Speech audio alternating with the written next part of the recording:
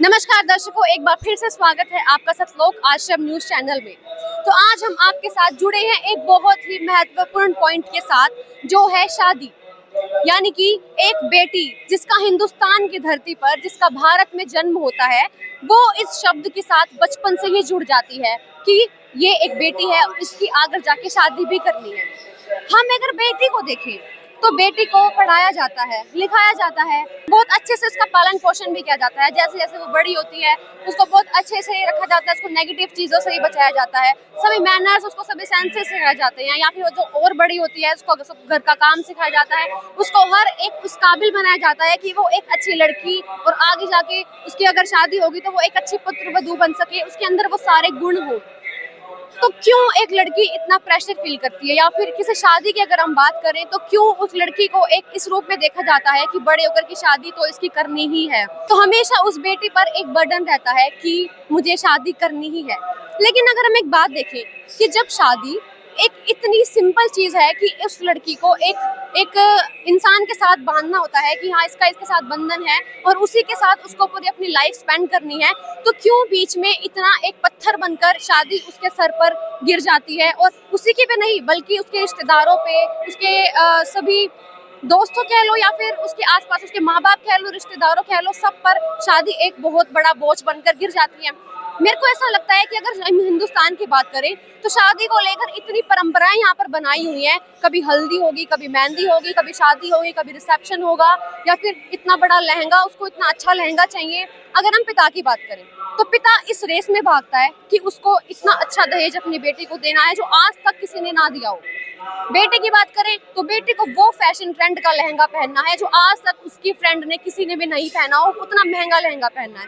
माँ की बात करें तो माँ अपने सभी रिश्तेदारों के सामने अपनी मान मर्यादा रखते हुए सभी खर्चा या फिर सभी चीजों को बहुत अच्छे तरीके से करने की रेस में लगी होती है।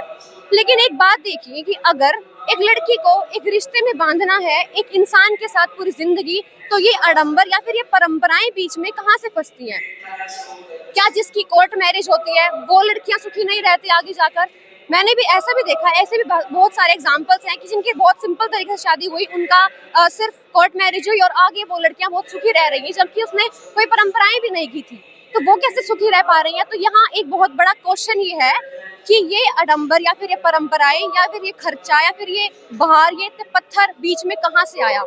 क्योंकि शादी तो एक बहुत ही सिंपल प्लेन लाइन की तरह होनी चाहिए जो एक हल्का उस लड़की की लाइफ को बना दे।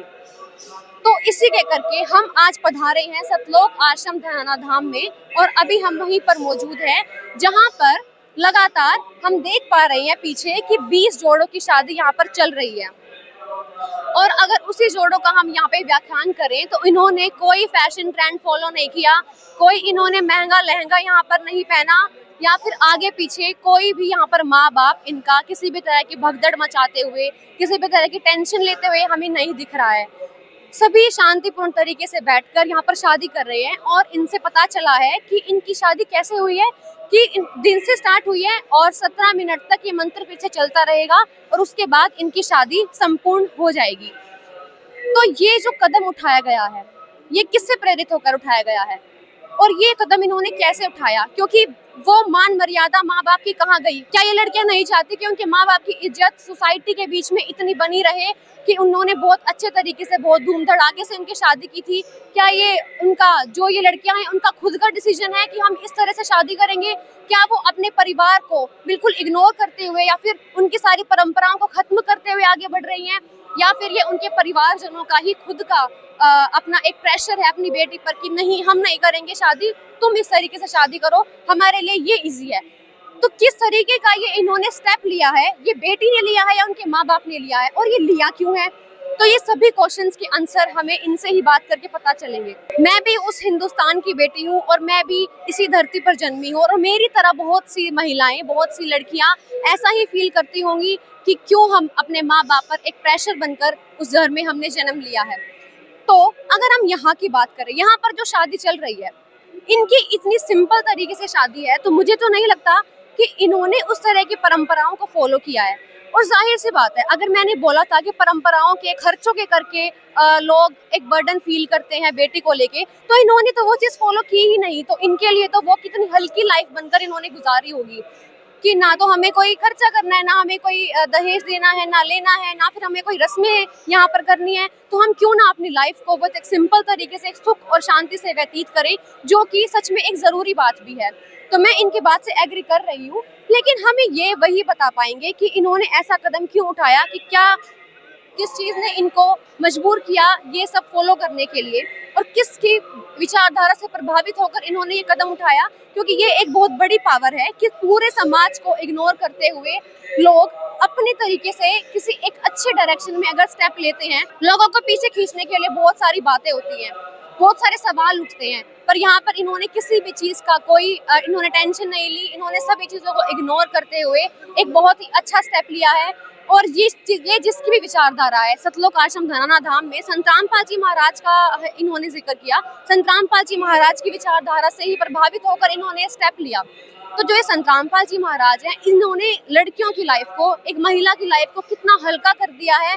वो सभी परंपराएं, वो एक पत्थर इनकी लाइफ से हटाकर, इनकी ही नहीं बल्कि इनके माँ बाप की लाइफ से भी हटाकर, वो इन्होंने कितना हल्का एक इनकी जीवन को कर दिया है। यहाँ पर जैसा कि हमने आपको बताया था कि जोड़े से बात करके हमें पता चलेगा कि एक शादी की सीधी लाइन में एक परंपराओं का, आडंबरों का या फिर खर्चे का एक पत्थर कैसे पड़ा, तो हम इनसे जानते हैं और बात करते हैं, पता चलता है। नमस्कार जी। कहाँ से आई हैं आप? बीकानेर जिले से, राजस्थान। अच्छा, नमस्कार जी। नमस्ते मैडम। आप कहाँ से आए हैं? मैं जी हनुमानगढ़ राजस्थान से हूँ। तो संत रामपाल जी महाराज से कब जुड़े थे आप? जी मैं सन 2012 में जुड़ा था। तो आपने इस तरीके से शादी की, कोई भी आपने परंपरा नहीं निभाई, कोई भी आपने खर्चा नहीं किया, सिंपल तरीके से शादी की, तो इसकी प्रेरणा कहाँ से मिली? मैडम जी ये प्रेरणा हमारे आदरणीय पूजनीय संत रामपाल जी महाराज जी है, उनसे मिली, और उन्हीं के लिखित पुस्तक ज्ञान जीने की राह, ये जो जीने की राह पुस्तक है, इससे मिली हमें कि हमें जितने भी अपने समाज के अंदर जो परंपराएं, रीति रिवाज जो बिना मतलब की चलाई जा रही है, उनको नहीं निभाना है और बिल्कुल सिंपल वे से शादी करनी है। ये बताइए कि एक शादी है, शादी तो इतना इसका मतलब बनता है ना कि एक लड़की को एक लड़के के साथ बंधन में बंधना होता है, उसके साथ उसका पूरा जीवन साथ निभाना होता है, तो ये एक सीधी सी बात थी। फिर इसमें आडंबर और ये परंपराओं की बात कहाँ से बीच में फंस के आ गई? जी मैडम जी, ये सबसे पहले ना जब ब्रह्मा विष्णु महेश की शादी हुई थी, वो वचनों से हुई थी, और यही सिस्टम अगर अपने आध्यात्मिक ग्रंथों को उठा के देखा तो वचन से ही अपने आपस में है ना शादी होती है। उसके बाद में जो भी अपने भी समाज के अंदर ब्राह्मण हैं या फिर जितने भी धर्मगुरु हैं, उन्होंने ये परंपरा चला दी कि मतलब दहेज लेना है, देना है, ये मतलब जो जितने भी अपने क्रियाक्रम करते हैं, वो क्रियाक्रम के द्वारा बहुत ज़्यादा खर्चा करवाने लग गए। अब मैडम जी जो कलयुग के अंदर, अब वर्तमान स्थिति के अंदर ऐसा हो गया कि सभी की होड़ाहोड़ हो गई पूरी, कि पड़ोस में इतना दहेज दिया, अपने उससे ज़्यादा देंगे। अब ये चीज़, अब बड़े आदमी हैं, अमीर लोग हैं, वो तो उसको अफोर्ड कर लेते हैं। जो गरीब या मिडिल क्लास के या लोअर क्लास के है जो लोग हैं, वो उसको अफोर्ड नहीं कर पाते, वो उसको बराबरी करने के लिए कहीं से कर्जा लेते हैं, वो या फिर अपनी जो लड़की के पिताजी है, वो सारे जीवन की जो कमाई होती है, मेहनत की कमाई होती है, वो उसकी लड़की के ऊपर लगा देते हैं, फिर वो कर्जे में चले जाते हैं, उससे उनकी मानसिक शांति वो सभी खराब हो जाती है। तो आपने भी परंपराओं की बात की कि ये तो आपने बीच में से बना दी हैं, और जो गरीब लोग हैं वो सबको देखा देखी करते हैं, बेशक कर पाए या ना कर पाए, तो आपको क्या लगता है कि वो परंपराएं करनी जरूरी होती या नहीं होती हैं? मैडम जी देखो, अपने जितने भी शास्त्र है, वेद है, पुराण है, उसमें बताया है कि वचन से शादी होती है। और हमने भी है ना, जितने भी अपने जो 17 मिनट की असुर निकंदर मेणी है, उसके अंदर जितने भी अपने देवी देवता हैं, उनकी स्तुति होती है, ठीक है, उनको साक्षी मानकर उनकी वंदना करके हम अपने शादी के बंधन में बंधे हैं। और यही प्रेरणा हमारे संत रामपाल जी महाराज जी देते हैं कि सिंपल वे से शादी करनी है, ना कोई मतलब एक दिन राजा बनकर सभी को दिखावा करके शादी करने से कोई मतलब नहीं है। ये तो एक मानव समाज की अशांति का कारण है। सिंपल वे से भी बहुत अच्छी शादी हो सकती है, जैसे ब्रह्मा विष्णु महेश की हुई थी। तो ये डिसीजन आपने खुद लिया है या फिर आपके माँ बाप, मतलब आपके माँ बाप तो चाहते होंगे ना कि हम अपने बच्चे के लिए इतना करें, जैसा कि किसी के माँ बाप ने नहीं किया हो, सब अपनी रेस में आगे दौड़ना चाहते हैं, सबसे आगे बढ़ना चाहते हैं कि हम सबसे ज्यादा धूम धड़ाके से शादी करेंगे अपने बच्चे की, तो ये डिसीजन आपका था या आपके माँ बाप का था? नहीं, ये मैडम जी ये डिसीजन अपने संत रामपाल जी महाराज के अनुयायी है मेरे पापा जी, और भी मैं भी संत रामपाल जी महाराज जी से सन 2012 से जुड़ा हूँ। तो उनकी शिक्षाओं को लेके, उनकी जो अपने भक्ति साधना है उनको लेके हमने ये निर्णय लिया है कि अपने बिल्कुल सिंपल वे से शादी करेंगे, और इसमें हमने कोई भी रीति रिवाज को खंडन नहीं किया है, और जैसे भी अपने वेद शास्त्रों के अकॉर्डिंग ही हमने शादी की है, और इसमें कोई छोटे बड़े वाली बात नहीं है। मालिक के दरबार में बहुत सारे भगत भाई एकत्रित होते हैं, यहाँ पे भी हवन यज्ञ चलता है, यहाँ पे भी मालिक की वाणी चलती है। और जैसे अन्य समाज में जैसे अपने शादी करते हैं तो वहाँ भी वो हवन करते हैं या फिर मंत्र जाप करते हैं। यहाँ पे भी संत रामपाल जी महाराज जी द्वारा ये वाणी है असुर निकंदन मेणी, उसके अंदर भी सभी देव देवताओं की स्तुति होती है। यहाँ पे भी हवन यज्ञ चलता है, यहाँ पे भी मालिक का नाम लिया जाता है, और यहाँ पे सभी साक्षी होते हैं इस बात के कि हमारी शादी हो गई है। तो आपके माँ बाप हैं, उनकी मान मर्यादा होती है जो एक समाज में, आपने उस मान मर्यादा को आपको नहीं लगता कि ठेस पहुंचाया है? क्योंकि उन्होंने तो समाज के तरीके से आपने शादी नहीं की, तो उनकी मान मर्यादा को इससे ठेस नहीं पहुंची होगी? नहीं मैडम जी, बिल्कुल भी नहीं, ये तो बहुत सराहनीय कार्य है। हमें तो जैसे भी समाज के अंदर बताते हैं कि ये बहुत अच्छा कार्य है। जो अपने अनुपदेशी है, जो अपने समाज के आदमी हैं, वो आज जैसे आज हमारे साथ भी आए हैं, वो आज यहाँ पे देख के, व्यवस्था देख के बहुत आकर्षित होते हैं कि बहुत बढ़िया है ये। बहुत अपने तो ये इस आडम्बर में फंसे हुए हैं, जो अपने खर्चा लगाते हैं, देख देख के खर्चा लगाते हैं आपस में, वो इस चीज़ को अच्छा मानते हैं, लेकिन उसको फॉलो नहीं कर पाते क्योंकि उनको ज्ञान नहीं है। वो संत रामपाल जी महाराज जी से जुड़ेंगे, उनकी सत्संग सुनेंगे, उनके जो अपने समाज के अंदर जो अच्छे कार्य हैं उनको देखेंगे, तो वो उनसे प्रभावित होंगे, फिर ही वो ये कार्य संभव है madam ji. Thank you sir. जो हमारा प्रश्न था कि शादी के बीच में परंपराएं कैसे आई, और उन परंपराओं के बिना इतनी सिंपल तरीके से शादी करने का जो ये स्टेप है, जो दूल्हा और दुल्हन की तरफ से लिया गया है, तो ये उनका खुद का स्टेप था या फिर उनके माँ बाप भी इसमें इन्वॉल्व हैं? अगर वो माँ बाप इन्वॉल्व हैं तो क्या उन्हें अपनी मान मर्यादा का बिल्कुल भी कदर नहीं है, या फिर उन्होंने ऐसा स्टेप क्यों लिया? तो चलिए इनसे जान लेते हैं। हमारे साथ मौजूद है एक जोड़ा, और माँ इस दूल्हे के पापा और दुल्हन के पापा। तो नमस्कार अंकल जी। सच्चा है। अंकल जी, आज आपने अपनी बेटी की शादी इस तरीके से कराई है, तो गांव में कुछ मान मर्यादाएं हैं, समाज की कुछ मान मर्यादाएं, परंपराएं हैं, उनके विरुद्ध जाके आपने इस तरीके से उनकी शादी करवाई है, तो क्या आपको उनकी कदर नहीं है, परंपराओं की? हमारे को समाज की परंपराओं की कोई कदर नहीं है बहन जी। हमारे गुरुजी संत रामपाल जी महाराज ने ऐसी शिक्षा दी है, ऐसा ज्ञान दिया है, जो अपनी बेटी को पाल पलोस के बड़ी करके दे देता है, वो रख क्या लेता है। और सारी ये दो दहेज की परंपराएं हैं, हमारे सतगुरु जी ने, संत रामपाल जी महाराज ने हमारे से शिक्षा दे के छुटवाई है। ये बेटा बुराइयां हैं, कुरीति हैं, जो अपनी बेटी को अपने कलेजे के टुकड़े को पाल पलोस के दे देता है और क्या रख देता है। और हम समाज की परवाह नहीं करते, परमात्मा की दया से बेटी दे दी तो सब कुछ मिला। तो अंकल जी, दहेज की परंपरा तो आपने बताई, लेकिन कुछ रस्में होती हैं, कसमें होती हैं, वादे होते हैं, जो फेरों के टाइम पे लोग निभाते हैं, माला एक दूसरे के गले में डालते हैं, बेटी की मांग में सिंदूर भरते हैं, तो शादी तो वो हुई ना, तो आपने तो ऐसा कुछ भी नहीं किया, तो उन परंपराओं का क्या फिर? यहाँ पर 33 करोड़ देवी देवताओं की वाणी चलती है परमात्मा की दया से, जहाँ पर शादी होती है।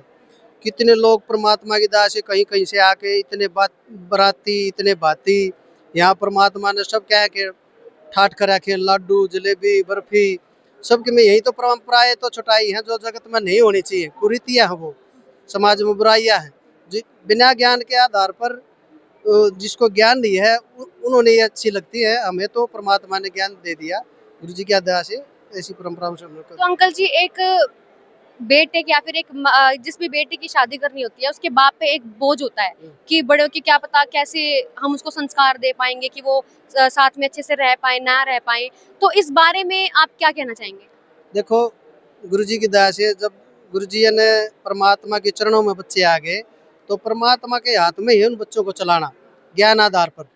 ठीक है, ऐसा जीवन भगवान जो पाप कर्म संस्कार होगा उसको भी काट के एक सुखी जीवन व्यतीत करवा देते हैं गुरु जी। ठीक है, ठीक है जी। अब हम बेटी से जानते हैं, तो हम आपसे जानना चाहेंगे, जिस तरीके से आपने ये शादी करने का स्टेप लिया है इतने सिंपल तरीके से, तो क्या वो आपका खुद का स्टेप था या फिर आपके माँ बाप इसमें इन्वॉल्व हैं? हमारा भी खुद का इसमें शामिल है, मेरे माता पिता का भी इसमें साथ में रहा है। नमस्कार अंकल जी। नमस्कार जी। बंदी छोड़ सतगुरु रामपाल जी भगवान की जय हो। तो अंकल जी, क्या आपको ये बात बुरी नहीं लगी कि आपकी बेटी ने इस तरीके से शादी करी है, नहीं, जिसमें मैंने तो कोई भी परंपरा नहीं मानी, कोई रस्म नहीं मानी? बिल्कुल बिल्कुल आपने सही कहा है जी। मैंने तो मेरी बेटी का ये सतगुरु रामपाल जी महाराज का सिर के ऊपर आशीर्वाद है, और संत रामपाल जी महाराज ने कुरीतियों को मिटाने के लिए एक ऐसी पूरे समाज में मुहिम चलाई हुई है जिसको हर आदमी स्वीकार करता है। मेरे पास 5 बेटी है, ये 4 नंबर की बेटी है, और मेरी बेटी की शादी में आज रमैनी जिसको हम कहते हैं, समाज की नज़रों में उसको शादी का रूप दिया जाता है। ऐसी रमैनी मेरे तो 20 बेटी हो तो मेरे 1000 बेटी हो, अगर ऐसी रमैनी हो तो मुझे 1 लाख बेटी भी कम है। मेरे सतगुरु रामपाल जी महाराज ने ऐसी मुहिम चलाई है पूरे समाज में। मैं कहूँगा कि भाई दहेज मुक्त शादी करके एक बड़ी अच्छी योजना संसार में चलाई है।